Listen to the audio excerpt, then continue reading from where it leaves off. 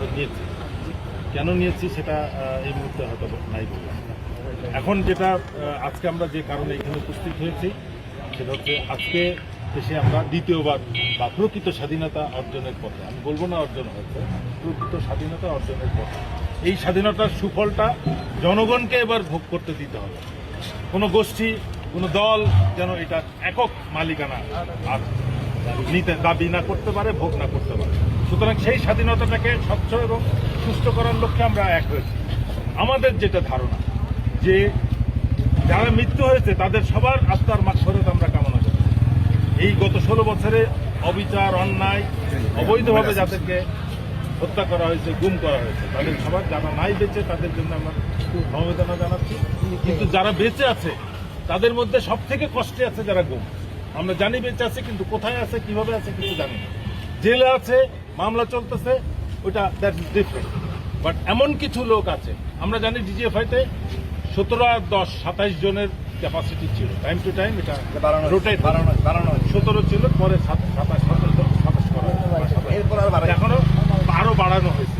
তো সেখানে কারা ছিল না আমরা জানি না, কিন্তু যাদেরকে আমরা দেখেছি, যারা জীবিত আছে বলে আমরা প্রমাণ পেয়েছি, তাদের রেফারেন্সে আমরা ডিজিএফআই সামনে আজকে। তার অর্থই না যে আমরা শুধু ডিজিএফআই সামনে। আমি জানি যে আজকে শেখ হাসিনার পতনের পর, প্রেসিডেন্টের পরে দেশের সর্বময় ক্ষমতা আমাদের সেনাবাহিনী প্রধানের উপর। সেনাবাহিনী প্রধানের একটা সুযোগ আসছে, তার সেনাবাহিনী বা দেশের বিরুদ্ধে বা আইন অবিচারের ব্যাপারে যে একটা অভিযোগ আছে সেটা থেকে নিজেকে নিরপেক্ষ প্রমাণ, তার যোগ্যতাকে আরো সুষ্ঠু প্রমাণ। তো সেই হিসাবে সেনাবাহিনী প্রধানকে বলতে হবে আমরা ডিজিএফআইতে শুধু আসবো না, যদি বলে আমরা র্যাবে যাব, যদি বলে আমরা এসবিতে যাব, অন্যান্য এজেন্সি যেখানে গুম আছে তাদের ওখানে যাব। কিন্তু আমরা এখানে এসেছি এই মেসেজটা শুধু ডিজিএফআইকে দিতে হবে, আমরা সেনাপ্রধানকে দিচ্ছি। আপনি পুরো বিষয়টা ডিল করেন, কারা গুম আছে এবং তাদেরকে ইমিডিয়েটলি ছেড়ে দিন 24 ঘন্টার মধ্যে। যদি না দেন তাহলে তো আমরা তার নিরপেক্ষতা নিয়ে প্রশ্ন রাখতেই পারব।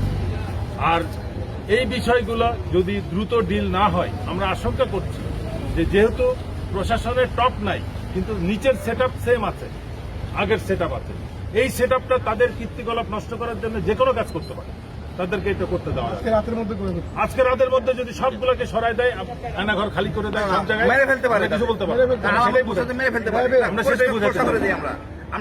সেই জিনিসটাকে যাতে না হয় সেই জন্য আমরা আজকে এসেছি। আজকে রাত্রেই আগামীকালের সূর্য, স্বাধীনতার প্রথম দিনের বা দ্বিতীয় দিনের সূর্য যেন তারাও দেখতে পারে। এই স্বাধীনতা ভোগ করার সব থেকে বেশি যারা দাবিদার তারা হচ্ছে যারা গুম হয়েছে, তারা সব থেকে বেশি তাদের ইয়া হবে, তারা শাস্তি ভোগ করেছে। তাদের প্রতি যে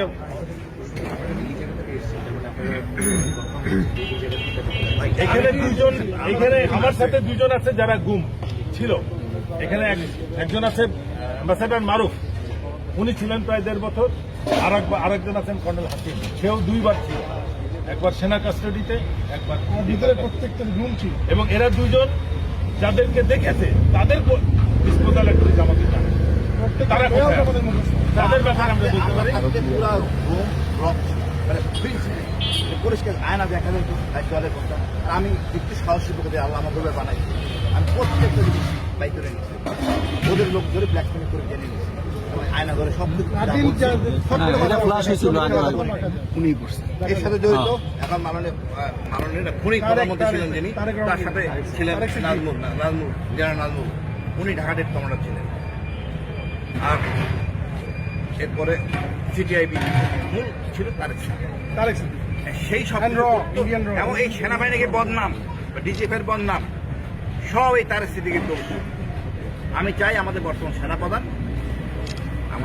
আমি চাই বর্তমান সেনাপ্রধান তার নিরপেক্ষতা প্রমাণ করবে, এদিকে ছেড়ে যেন আমরা সবাই স্বাধীনভাবে বাতাস ভোট করতে পারি।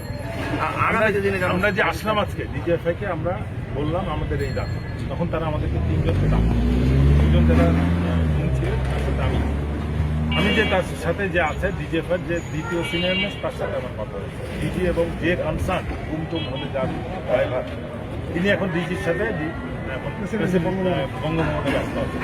সুতরাং ডিজিএফআইতে দ্বিতীয় সিনিয়র যিনি ব্রিগেডিয়ার তারেক, উনি আমাদের সাথে কথা বলেছেন, তার সাথে ব্রিগেডিয়ার তারেক